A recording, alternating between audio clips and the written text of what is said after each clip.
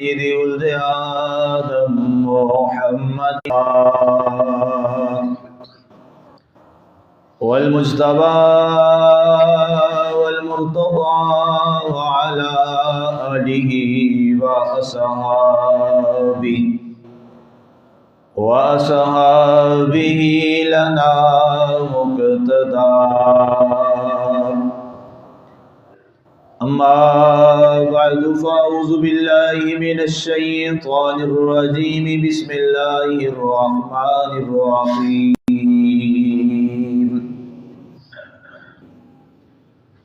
اهدنا الصراط المستقيم. صدق الله العظيم وبلغنا رسوله النبي الكريم المتين الرؤوف الرحيم. ونحن على ذلك لمن الشاهدين والشاكرين والحمد لله رب العالمين. ما إن مدحت محمدا بمقالتي ولكن مدحت مقالتي بمحمد. لا يمكن الثناء كما كان حبه بعد خدا. بزرگ توئی قصہ مختصر. بعد عبدالصلاۃ معزز سامعین ناظرین خواتین و حضرات، سورہ فاتحہ شریف کی ایک آیہ مبارکہ تلاوت کرنے کا شرف حاصل کیا ہے. سورہ فاتحہ شریف جو بالعموم ہمارے تمام نوجوانوں کو، بچوں کو یاد ہے اور ہم نماز میں پڑھتے ہیں، اس کی ایک آیہ مبارکہ جو دعا کی صورت میں ہے، اہدنا الصراط المستقیم. اللہ سے التجا کی جاتی ہے نماز میں کھڑے ہونے کے بعد. ویسے تو سورہ فاتحہ بغیر نماز کے بھی ہم پڑھتے ہیں، تلاوت بھی کرتے ہیں، اور یہ وہ سورہ ہے جو اللہ تعالیٰ کو بہت پسند ہے، اور اللہ کے نبی صلی اللہ علیہ وسلم نے اسے خاص ایک نام دیا، فرمایا یہ سورہ شفا ہے.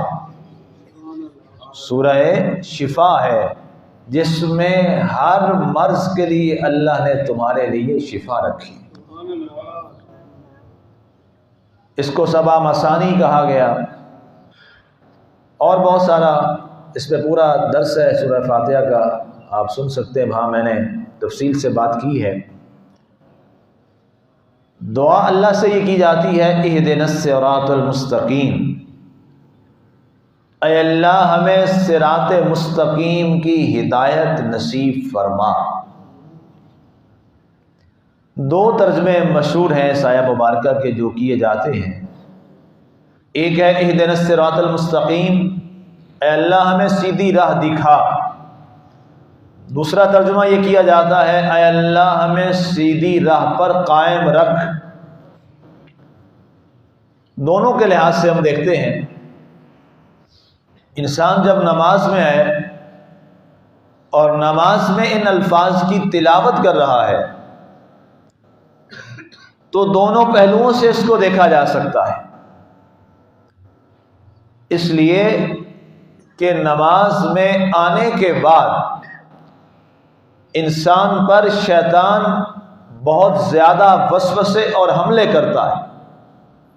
آپ نے نوٹ بھی کیا ہوگا، محسوس بھی کیا ہوگا کہ انسان نماز میں آتا ہے، کئی لوگ شکایت یہ لے کے آتے بھی ہیں کہ جی نماز میں جاتے ہیں وسوسے بہت آتے ہیں، نماز میں آتے ہیں تو بہت زیادہ الفاظ بھول جاتے ہیں، نماز میں آتے ہیں شیطانی خیالات بہت زیادہ آتے ہیں. تو یہ ایسا ہے، یہ ایسا ہے اور ایسا ہوتا ہے اور ایسا ہوگا ہر ایک مومن کے ساتھ، اس لیے کہ شیطان کو یہ بات کبھی بھی پسند نہیں آئے کہ کوئی ابن آدم اپنے خالق کے روبرو کھڑے ہو کر اپنے مالک کا ذکر خیر کرے. شیطان اس کو برداشت نہیں کرتا. روز اول سے شیطان کی آدم علیہ السلام اور اس کے بعد اولاد آدم سے لڑائی یہی ہے کہ اس کو کسی طرح اللہ سے دور کرے، اور اس کے لیے وہ ہر لمحہ مستعد و تیار رہ کر مختلف فتنوں سے، اور خاص طور پہ انسان جب اللہ کی راہ میں نکلتا ہے تو سب سے زیادہ شیطان اس کے ساتھ ہوتا ہے۔ یہ بات نوٹ فرما لیں۔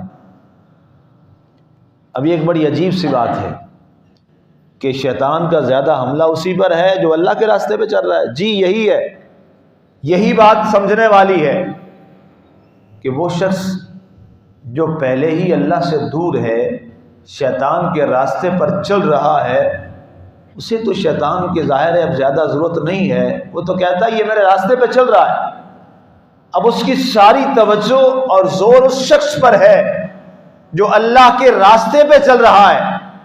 اب نماز بھی اللہ کا ایک راستہ ہے، نماز بھی اللہ کے قرب کا ذریعہ ہے، صلاۃ بھی اللہ کے قرب کا ذریعہ ہے، اور اب وہ یہ خواہش کرتا ہے کہ کسی طرح ابن آدم اگر نماز میں آ گیا ہے تو نماز میں آ کر بھی یہ اللہ سے دور رہے۔ یہ اس کا بہت بڑا اٹیک اور حملہ ہے، اور ایسا بھی ہوتا ہے، ایسا بھی ہوتا ہے۔ نمازی کئی طرح کے ہوتے ہیں، کچھ وہ ہیں جو صرف ایک روٹین بن گئی، ایک معمول بن گیا، آئے مسجد میں نماز میں کھڑے ہو گئے، ہم نے فرض پورا کر دیا چلے گئے۔ اس طرح کے بھی نمازی ہوتے ہیں۔ کوئی ایسا نمازی بھی ہوتا ہے جو نماز میں آتا ہے اور کوشش کرتا ہے کہ نماز میں میری توجہ اللہ کی طرف رہے، اور کوئی خال ایسا بھی ہوتا ہے جو نماز میں آ کر، ہر نماز میں آ کر اللہ کی بارگاہ میں معراج کا درجہ لے کے جاتا ہے۔ ایسے بھی ہیں۔ ہر نمازی ایک جیسا نہیں ہے، ہر ایک کا الگ الگ معاملہ ہے، ہر ایک کا الگ الگ طور ہے۔ لیکن یہ بات آپ غور سے سن لیں، توجہ سے سن لیں کہ شیطان وہاں زیادہ آئے گا جہاں اللہ کی طرف توجہ کسی بھی انسان کی ہو۔ سادہ سی بات ہے، خالی گھر میں چور نہیں آتا، چور اسی گھر میں آتا ہے جس گھر میں کچھ دولت موجود ہو۔ شیطان بھی اسی دل میں آئے گا، شیطان بھی اسی پر اٹیک اور حملہ زیادہ کرے گا جو اللہ کے راستے پہ چلے گا۔ اب میں ایک ہی آج کوشش کریں گے ہم کہ ہم نماز کے حوالہ سے آج اہدنا الصراط المستقیم سمجھ کے جائیں، تاکہ اللہ کرے اس ایک خطبے کے ذریعے، اس پر پہلے بھی کچھ 5-6 ماہ پہلے ایک میں نے خطبہ دیا تھا اسی طرز پر، تو ظاہر ہے بار بار یہ ایک مشق ہے، ایکسرسائز ہے جو بار بار کرنی پڑتی، بار بار ہمیں یہ مشق کر کے اپنے آپ کو شیطان کے لیے تیار کرنا پڑتا ہے۔ اور آج صبح درس میں نے یہی بات کی کہ کبھی یہ مت سوچئے گا کہ میں اب نیک ہو گیا، میں نے اب بہت اچھے عمل کر لیے، میں نیک راستے پہ چل رہا ہوں اور میں بس بڑا اچھا ہو گیا۔ یہ شیطان کی طرف سے سب سے بڑی گمراہی والی بات ہے۔ زندگی میں کبھی یہ تصور مت کیجیے گا، ہر روز، ہر لمحہ، ہر گھڑی اللہ کی بارگاہ میں یہ تصور کیجئے، مولا میں نے تیری بارگاہ میں تیرا حق بندگی ادا کیا ہی نہیں ہے، مولا میں بہت گناہگار ہوں، میرے مالک میں بہت شاہکار ہوں، میرے مالک میں تیری بارگاہ میں بڑا رسوا اور ذلیل آدمی اور بڑا کمتر ہوں۔ مجھے یاد ہے حضور غزالی زمان راضی دوراں بہقی وقت حضرت سید احمد سید کاظمی شاہ صاحب رحمۃ اللہ تعالی علیہ، یہ وہ عظیم شخصیت ہیں جو کہ عرب و عجم میں کوئی ایسا ہو جو ان کے بل واسطہ یا بلا واسطہ شاگردی سے باہر ہو۔ آپ کے جانشین بہت عظیم فقیر آدمی، انتہائی درویش صفت انسان حضرت قبلہ سید مظہر سعید کاظمی دامت برکاتہم العالیہ، اللہ آپ کو زندگی عطا فرمائے، آپ کو میں نے سنا جتنی بار بھی آپ دعا میں ہمیشہ ایک لفظ بولتے ہیں، حالانکہ وہ اتنے پارسا اور نیک انسان ہیں کہ بہت خال خال ایسا کوئی سادہ نشین نظر آئے گا۔ آپ فرماتے ہیں دعا میں ہمیشہ ان کو، میں نے جب بھی ان کی کسی دعا میں میں شریک ہوا کہیں یا وہ تشریف لائے تو وہ ہمیشہ دعا میں روتے ہوئے جملہ بولتے ہیں، اللہ میں تیرا حقیر ذلیل آدمی تیری بارگاہ میں مانگ رہا ہوں۔ وہ لفظ جب بھی میں سنتا ہوں تو جسم کانپ جاتا ہے، اور ہمیشہ وہ ان کے لفظ میرے سامنے رہتے ہیں کہ اے اللہ میں تیرا حقیر ذلیل بندہ، اور ساتھ ان کے آنسو گر رہے ہوتے ہیں، ایک رقت طاری ہوتی ہے۔ اس لیے یہ بزرگوں نے ہمیں ایک طریقہ دیا ہے، اس لیے کہ جتنا بارگاہ خدا میں انسان جھکتا چلا جاتا ہے میرا مالک اتنا اس کے لیے تقویٰ کے راستے کھولتا چلا جاتا ہے۔ اب نماز اور اہدنا الصراط المستقیم، اس کو سمجھنا بہت ضروری ہے، کیونکہ ہماری مشق اور ایکسرسائز اور پریکٹس بہت زیادہ اس سورت کی نماز کے ساتھ جڑی ہے۔ ویسے شاید ہم سورۃ فاتحہ بہت کم پڑھتے ہوں، حالانکہ پڑھنی چاہیے، لیکن نماز میں تو ظاہر ہے پڑھنی ہے، لا صلاۃ الا بفاتحۃ الکتاب، اس کے بغیر نماز ہی نہیں ہے۔ تو جب نماز میں کھڑے ہیں تو وہاں یہ دعا کر رہے ہیں اہدنا الصراط المستقیم، اے اللہ مجھے ہدایت دے صراط مستقیم کی۔ اب یہ بات قابل توجہ ہے کہ نماز میں آ کر، مسجد میں آ کر، باوضو کھڑے ہو کر اب بھی اور کوئی راستہ ہے مستقیم جس کی دعا انسان کر رہا ہے؟ اس لفظ پہ غور کیجیے۔ مسجد ہے، اللہ کا گھر ہے، باوضو ہیں اور نماز کے اندر کھڑے ہیں جو اتنا بڑا فرض ہے، اور اس کے بعد ہم دعا کیا مانگ رہے ہیں؟ اے اللہ ہمیں سیدھی راہ دکھا، ہمیں سیدھی راہ دکھا۔ دونوں ترجمے کر لیتے ہیں، قائم رکھ پہلا ترجمہ، سیدھی راہ دکھا۔ تو اب وہ کون سی اور سیدھی راہ ہے جو نماز کے بعد دوبارہ ہم نے اللہ سے لینی؟ یہ سوال ہے، اس پہ غور کیجیے۔ اب اس سوال کا جواب میں آپ کو قرآن کی ایک آیت سے دیتا ہوں کہ نماز میں آنے کے بعد بھی یہ دعا کرنی پڑے گی، اے اللہ سیدھی راہ دکھا، اے اللہ سیدھی راہ پہ قائم رکھ، یہ کرنی پڑے گی۔ سورہ ماعون میں اللہ تعالیٰ قرآن میں فرماتا ہے فویل للمصلین، قرآن کے الفاظ ہیں فویل للمصلین۔ یہ قرآن کے چند ایک مقامات میں سے یہ ایک مقام ہے جس کو میں پڑھتے ہوئے لرز جاتا ہوں ہمیشہ، اور دیر تک اس لفظوں کو دیکھتا رہتا ہوں، اور میں نے اپنے مشائخ سے بھی، اپنے اساتذہ سے بھی بہت بار اس آیت پہ بات کی۔ اللہ فرماتا ہے بربادی ہے ویل ہے نمازیوں کے لیے۔ آپ ذرا غور کریں اس لفظ پر، فویل للمصلین، بربادی ہے نمازیوں کے لیے۔ اب نمازیوں کے لیے تو خیر کی بات ہونی چاہیے تھی کہ فرض اور خیر کا فرض ادا کر رہے ہیں، تو قرآن نے یہ کیوں فرمایا فویل للمصلین، بربادی ہے نمازیوں کے لیے؟ بڑا مشکل سوال ہے یہ، اور بڑی مشکل بات ہے۔ کیوں؟ اللہ نے فرمایا اس لیے ہم عن صلاتہم ساہون، یہ اپنی نمازوں کو بھلا بیٹھے، یہ اپنی نمازوں کو بھلا بیٹھے۔ فویل للمصلین الذین ہم عن صلاتہم ساہون۔ اچھا یہ ایک اور مشکل بات آ گئی، مشکل کڑی آ گئی، بھئی نمازی کسے کہتے ہیں؟ جو نماز پڑھتا ہو، ایسے ہی ہے نا؟ نمازی کسے کہتے ہیں؟ جو نماز پڑھتا ہو۔ جو نماز نہ پڑھتا اسے کبھی کسی نے نمازی کہا ہے؟ نہیں کہا نا، ایسے ہی ہے نا؟ نمازی وہی ہے جو لوگوں کو نظر آتا ہے مسجد میں آ کے نماز پڑھتا ہے، لوگ اسے کہتے ہیں یہ نمازی ہے۔ اب اللہ اس کو فرما رہا ہے وہ جو اپنی نماز کو بھلا دیتے ہیں،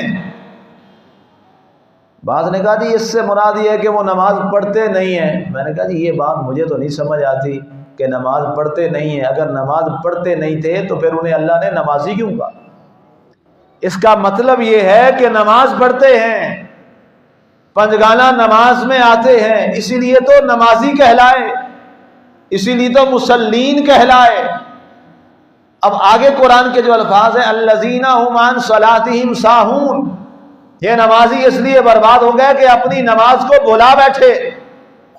اب یہ نماز کا بلانا کیا ہے؟ کیا رکھتے بھول گئے؟ ایسے تو نہیں ہوتے سارے نمازی. اور اب تو اکثریت جماعت کے ساتھ پڑھتی ہے، امام ہے، نماز تو وہ بھولا ہی نہیں ہے، پیچھے کھڑے ہیں امام کے پیچھے. پھر یہ بھولنا کیا ہے؟ اس لفظ کا باطن ہمیں دیکھنا پڑے گا. ساہون کے ظاہری معنی پہ رہتے ہوئے ہم اصل منزل کی جانب نہیں پہنچ پائیں گے، ہمیں اس کے باطن کی طرف جانا پڑے گا. اور امام جلال الدین سیوطی نے لکھا ہے قرآن کو صرف ظاہر سے پڑھو گے تو تم اپنی منزل کو نہیں پہنچ سکتے، جب قرآن کے باطن میں غور کرو گے تو تم حقیقت کی منزل تک پہنچ جاؤ گے. یہ بات طے ہے. یہ بہت بڑے عظیم مفسر نے لکھی ہے جس کا نام جلال الدین سیوطی رحمۃ اللہ تعالی علیہ ہے. اور ان کے بارے میں یہ بات طے ہے کہ آپ فرماتے ہیں جہاں جہاں مجھے قرآن کی تفسیر سمجھ نہیں آتی تھی میں آقا کی بارگاہ میں ایصال ثواب کرتا نوافل کی صورت میں، اور پھر کثرت سے ہزارہا مرتبہ درود پڑھتا اور پڑھتے پڑھتے سو جاتا کہ آقا سے کرم فرمائی ملے گی. تو فرمایا آقا کبھی میرے خواب میں تشریف لے آتے اور کبھی ظاہر میں تشریف لے آتے اور مجھے فرماتے اس کا یہ مطلب ہے. نعرہ تکبیر، اللہ نعرہ رسالت، یا رسول اللہ، نعرہ تحقیق، نعرہ حیدری. یا علی. اور یہ وہ شخصیت ہے جنہیں 70 بار جاگتے ہوئے حضور صلی اللہ علیہ وسلم کا دیدار نصیب ہوا ہے. جاگتے ہوئے، خواب میں نہیں، جاگتے ہوئے. اتنی بار آقا کریم علیہ الصلوۃ والسلام کا دیدار نصیب ہوا. وہ فرماتے ہیں قرآن کا باطن جب تک سمجھ نہیں آئے گا آپ اس حقیقت تک نہیں پہنچ سکتے. اب اس کا باطن کیا ہے کہ وہ کون سے نمازی ہیں جو نماز کو بھول بیٹھے؟ فرمایا نماز میں تو کھڑے ہیں، نماز میں رکعتیں بھی ادا کر رہے ہیں، نماز میں قرآن کی تلاوت بھی کر رہے ہیں، رکوع اور سجود میں بھی جا رہے ہیں، پھر بھی نماز بھولے ہوئے. یہ کیا ہے؟ اب آپ میرے ساتھ ذرا رہیے گا. نماز کے بھولنے کا باطن اس آیت کے لفظ کا یہ ہے کہ نماز میں کھڑے ہو کر وہ نماز جو جس ذات کی نماز ہے اس ذات سے وہ تعلق نہیں جڑا جو جڑنا چاہیے تھا. وہ تعلق کیا ہے؟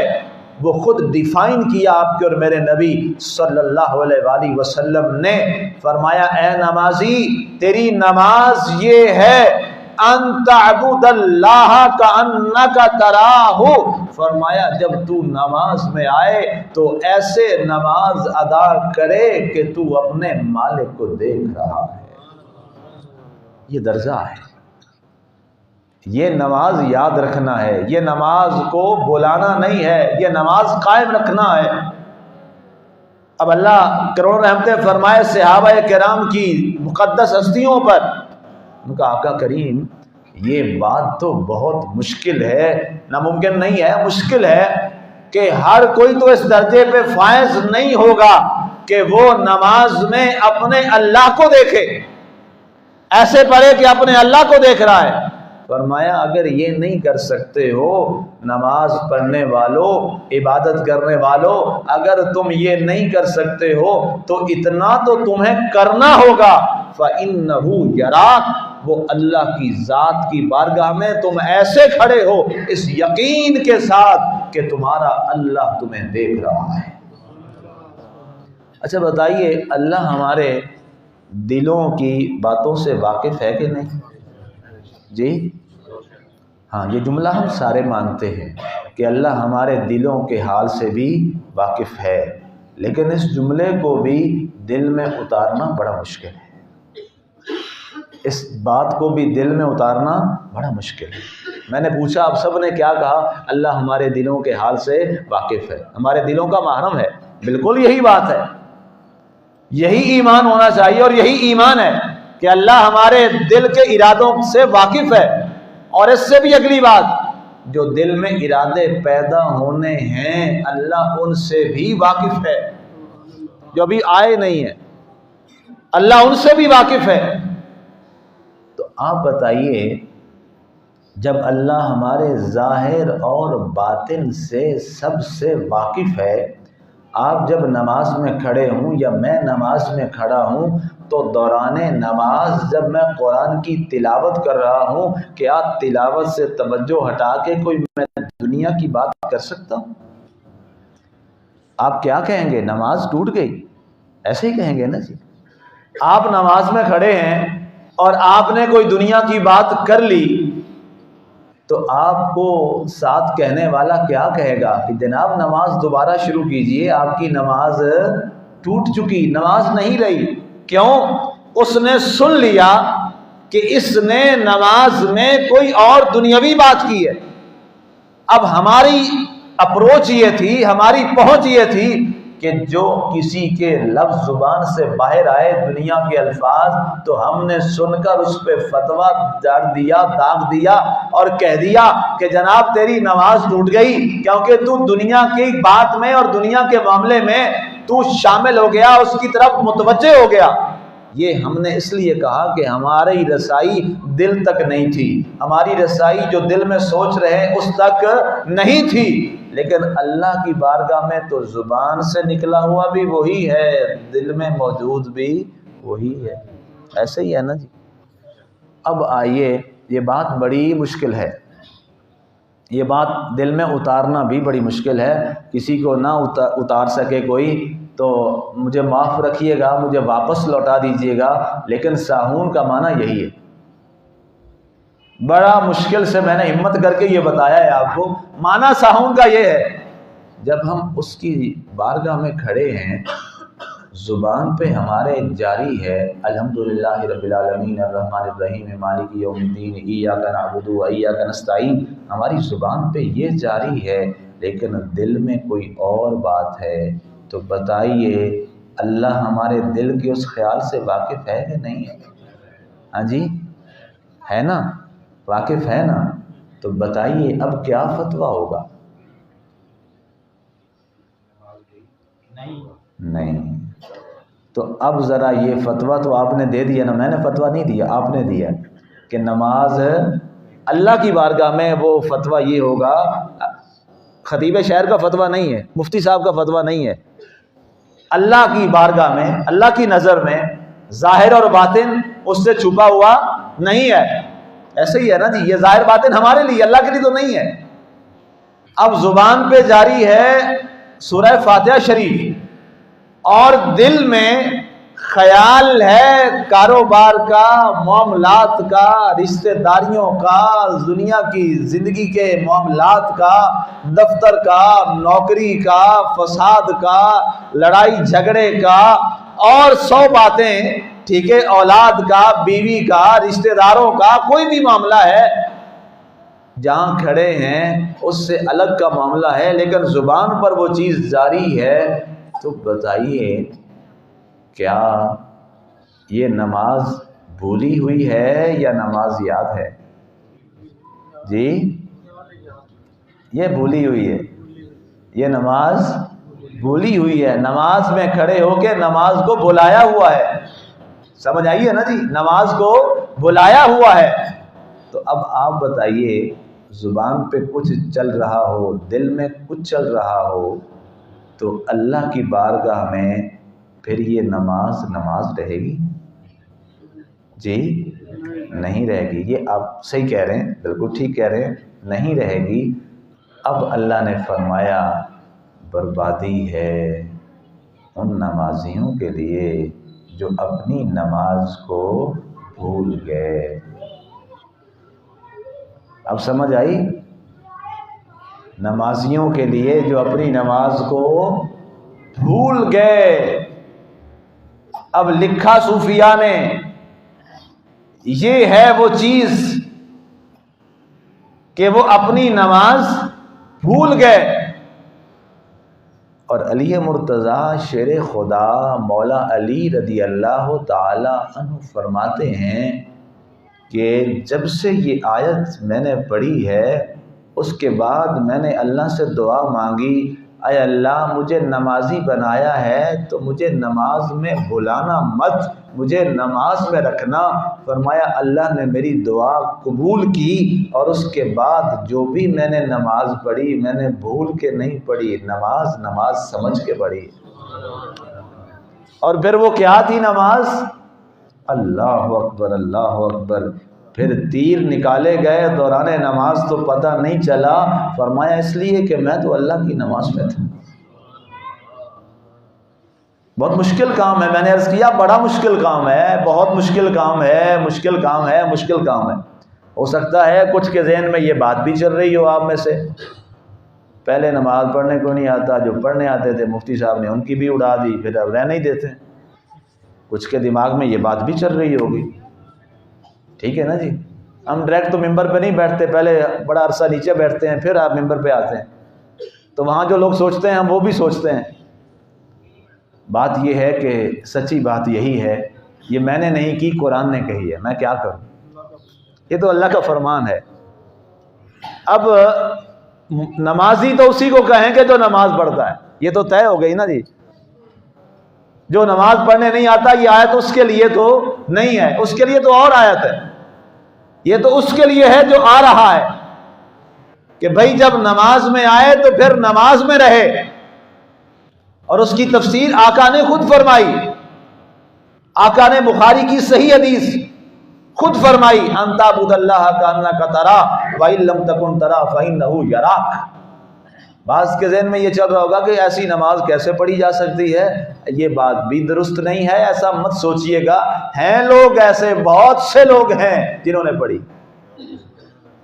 اور انہوں نے پھر زیارت بھی کروائی ہے. حضرت ہمارے قریب ترین، سب سے قریب ترین مثال یہ ہے حضرت دادا علی حجویری، علی بن عثمان سید حجویری رحمۃ اللہ علیہ، سید بادشاہ کی. آپ نے فرمایا ہے کہ جب آئے تھے تو اللہ اکبر کہا اور خانہ کعبہ کا منہ کہا، تو آپ تو کیا جتنے پیچھے کھڑے تھے سب کو کعبہ دکھایا کہ نہیں دکھایا؟ ہاں جی دکھایا ہے نا جی. تو یہ کیا ہے؟ یہ وہ نماز ہے جس نماز میں انسان بھولا نہیں ہے بلکہ نماز کو یاد رکھ کے اللہ کی نماز ادا کرتا ہے. نعرہ تکبیر، نعرہ رسالت، یا رسول اللہ، نعرہ تحقیق، نعرہ حیدری. اب اس لفظوں پہ غور کیجئے. جب ہم کہتے ہیں الحمدللہ رب العالمین، آج کوشش میری ہوگی کہ میں کم از کم سورہ فاتحہ آپ کو کچھ یاد کرا دوں. الحمدللہ رب العالمین، تمام حمد و ثنا، تمام تعریف و توصیف اس اللہ کے لیے ہے جو عالمین کا پالنے والا ہے. اب جب یہ لفظ ہم نے پہلا بولا عالمین کا پالنے والا ہے، تو ہمارے نماز میں خیالات میں سے 99% ایسے خیالات ہیں جو ہمارے کھانے پینے سے جڑے ہیں. یہ کبھی غور کیجئے گا. نماز میں دکان کا خیال آئے تو اس کا تعلق کس سے ہے؟ کھانے پینے سے. بزنس کا خیال آئے تو اس کا تعلق کس سے ہے؟ کھانے پینے سے. دفتر، ڈیوٹی، نوکری کس سے تعلق ہے؟ کھانے پینے سے. اسی لیے اللہ نے پہلا لفظ ہی یہ زبان سے ادا کروایا، الحمدللہ رب العالمین. اے نماز میں آنے والے یہ یقین کر لے کہ ساری کائنات کا پالنے والا صرف اللہ ہے، صرف اللہ ہے. اگر تو انسان ہے، تیرا تو معاملہ بڑا اور ہے. یہ تو ایسا رب العالمین ہے، ایسا رب العالمین ہے کہ پتھروں میں، بلوں میں موجود چیونٹیوں کو بھی رزق دینے والا یہی رب العالمین ہے. جانوروں کے ہاں تو کوئی نوکری ملازمت نہیں ہے، ان کے ہاں تو یہ نظام سٹور والا بھی نہیں ہے، ان کے ہاں تو بینک بیلنس کا نظام بھی نہیں ہے. لیکن اس پتھر میں موجود اس چیونٹی کو رزق دینے والا رزق پہنچاتا ہے کہ نہیں پہنچاتا؟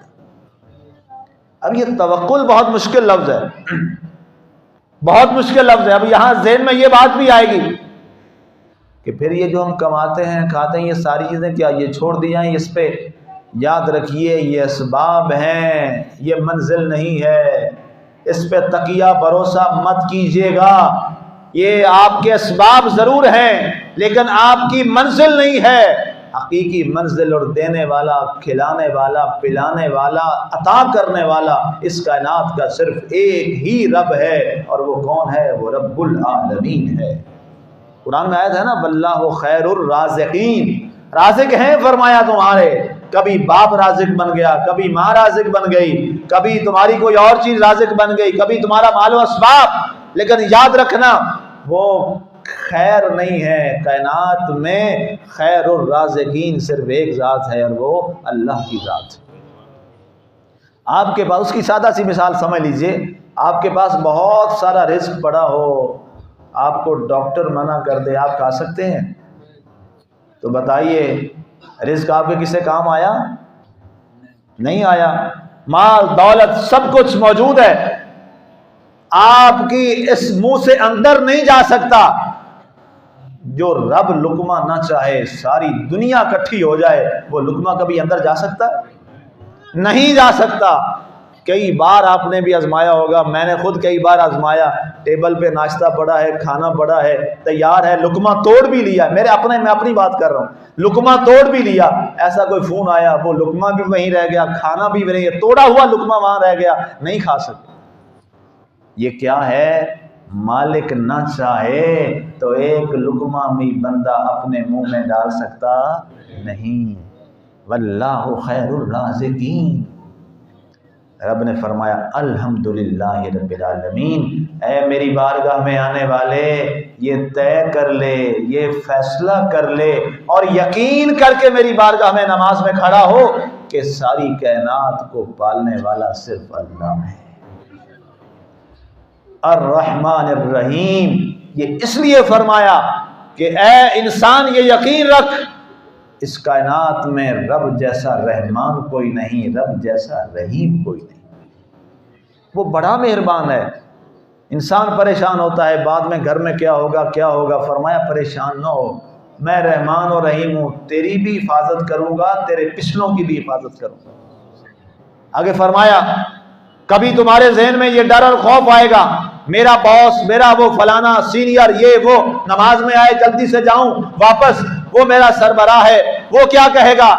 اللہ نے فرمایا پڑھ قرآن کی آیت، مالک یوم الدین، یہاں کوئی مالک نہیں ہے، مالک اللہ وحدہ لا شریک ہے۔ جب انسان اس ایک کو بادشاہ مان لیتا ہے پھر کوئی بادشاہ کی وقت اس کے سامنے نہیں رہتی۔ ایک سجدہ جسے تو گراں سمجھتا ہے، 1000 سجدوں سے دیتا ہے آدمی کو نجات۔ اقبال نے کہا یہ ہے مالکی یوم الدین۔ اس کے بعد کہا ایاک نعبد و ایاک نستعین۔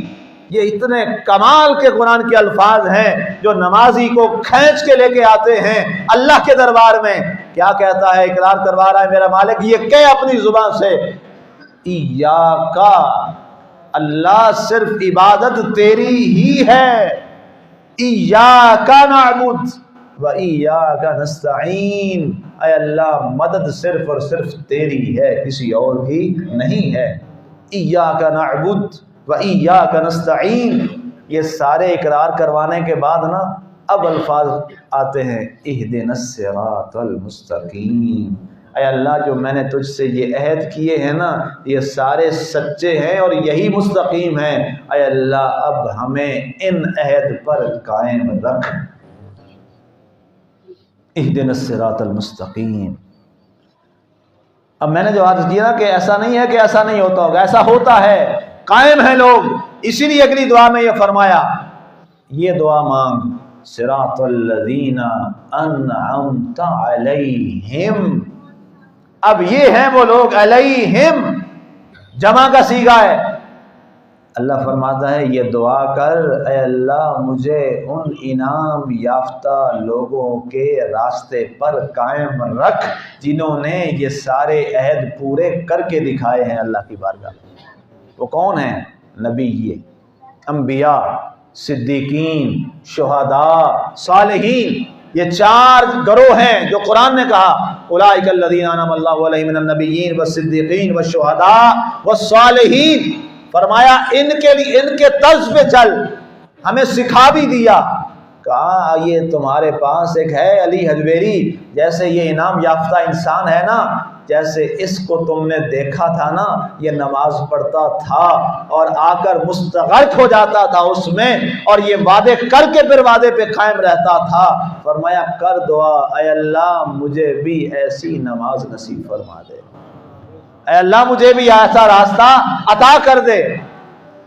غیر المغضوب علیہم ولا الضالین۔ اب یہ کنکلوژن ہے، اے اللہ اگر میں یہ وعدے پورے نہ کروں تو پھر یہ کیا ہے؟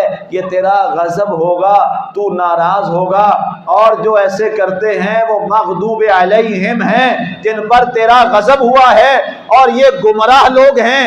اے اللہ ایسا کبھی نہ ہو کہ میں ان لوگوں میں آ جاؤں جن پر تیری ناراضی ہوئی، کہیں ایسا نہ ہو مولا میں ان لوگوں میں آ جاؤں جو گمراہ ہو گئے اور راستہ بھول گئے۔ گمراہ کا معنی کیا ہوتا ہے؟ ضال جو ہے دلہ یدل ضالین، گمراہ فارسی زبان کا لفظ ہے، اس کا معنی ہے راستے سے بٹا ہوا، گم راہ، جو راہ سے گم ہو جائے اسے کہتے ہیں ضال عربی میں۔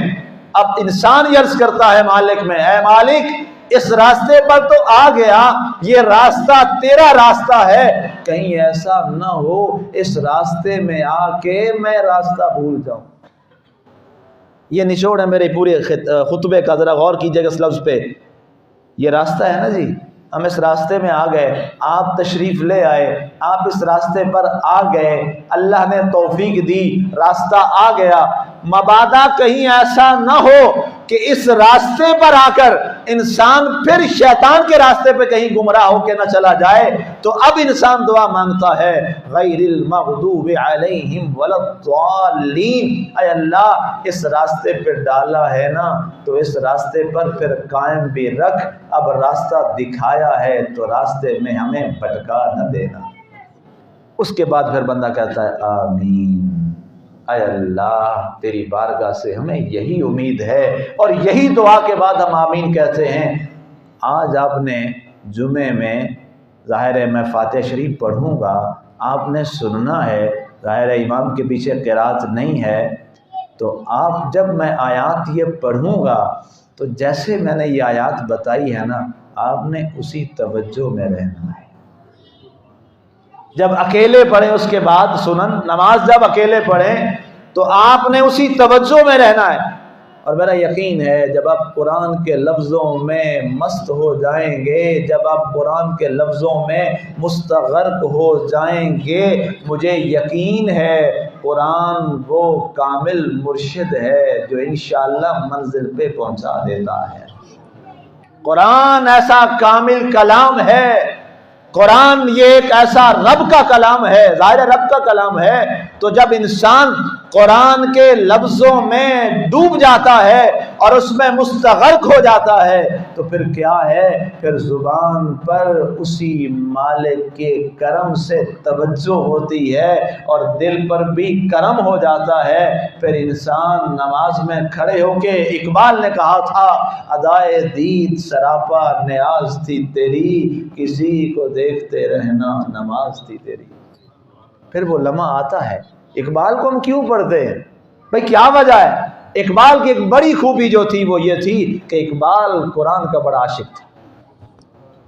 اقبال کی ٹیبل پہ ایک کتاب ہمیشہ موجود رہتی تھی جو آنسوؤں سے بھری ہوتی تھی۔ علی بخش کہتا ہے وہ قرآن پاک جو علامہ پڑھتے تھے نا، اس کی اوراق تو پھٹنے کے، شہید ہونے کے قریب آگے ہوئے تھے کہ سارے اوراق ہی آنسوؤں سے بھرے ہوئے۔ اقبال ایک آیت پڑھتا، پھر اس میں سے ایک لفظ پہ آ جاتا، پھر ایک لفظ کو بار بار دہراتا اور پھر دیر تک روتا، اور اس کے بعد کہتا علی بخش قلم اور کاغذ لیا، وہ قلم کاغذ میں تھما دیتا اور پھر اقبال کچھ لکھتا، وہ شاعری بنتی گئی۔ اسی لیے اقبال ابھی تک زندہ ہے اور ہمیشہ زندہ رہے گا، اس لیے کہ اس نے زندہ کتاب کو سینے میں چھپا لیا تھا، بٹھا لیا تھا۔ اور میرا یقین ہے آج بھی جو شخص قرآن کو جو زندہ کتاب ہے اس کو سینے میں بٹھا لے گا، انشاءاللہ اللہ اسے ذوق عبادت نصیب فرمائے گا اور اللہ اسے بلند کرے گا۔ یہ آقا کی حدیث پاک ہے اور فیصلہ ہے، فرمایا جو قرآن سے تعلق جوڑتا ہے اللہ اسے بلندیوں سے نواز دیتا ہے۔ اللہ ہمیں ایسی نماز نصیب کرے جس نماز میں ہمیں معراج نصیب ہو جائے۔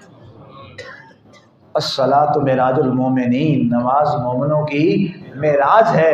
اللہ ہمیں وہ نماز دے اور اللہ ہمیں وہ نمازی نہ بنائے جس کے بارے قرآن کہہ چکا ہے کہ بربادی ہے، وگرنہ پھر وقت بھی گیا، آنا بھی گیا، سفر میں بھی گمراہ ہو گئے اور بھٹک گئے۔ یہ نماز مشکل ضرور ہے لیکن ناممکن نہیں ہے۔ مشکل تو ظاہر ہے، ان مع العسر یسرا، قرآن کہتا ہے مشکل کے بعد آسانی ہے، اور پھر اللہ کا راستہ تو ایسا ہے، فرمایا جو لوگ والذین جاہدوا فینا لنہدینہم سبلنا، جو ہماری راہ میں کوشش کرتے ہیں ہم اس کے لیے اپنے راستے کھول دیتے ہیں۔ میں آج اس خوبصورت اجتماع میں اللہ کے گھر میں جمعہ کی مقدس گھڑیوں میں دعا کرتا ہوں، آپ آمین کہیں۔ اللہ پتہ نہیں کس کی آمین کے صدقے ہم سب کی اللہ تعالیٰ ذات پہ کرم کر دے۔ اے اللہ جب بھی ہم نماز میں کھڑے ہوں تیرے کلام کو پڑھیں تو تیرے کلام کے کیف و مستی میں ڈوب کر نماز تیری توجہ کے ساتھ ادا کریں۔ اے اللہ ہمیں ایسا سجدہ دے، ہمیں ایسا رکوع دے، اے اللہ ہمیں ایسا قیام دے کہ جب پڑھیں الحمدللہ رب العالمین تو اس دنیا سے کٹ کر صرف رب العالمین کی محبت میں ڈوب جائیں۔ جب سبحان ربی العظیم کہیں تو مالک ساری عظمتیں گم ہو جائیں، صرف تیری عظمت میں ڈوب جائیں۔ یا اللہ جب سبحان ربی الاعلیٰ کہیں سارے ادنا ہو جائیں، اعلیٰ صرف تیری ذات ہو جائے۔ آمین وما علینا الا البلاغ المبین۔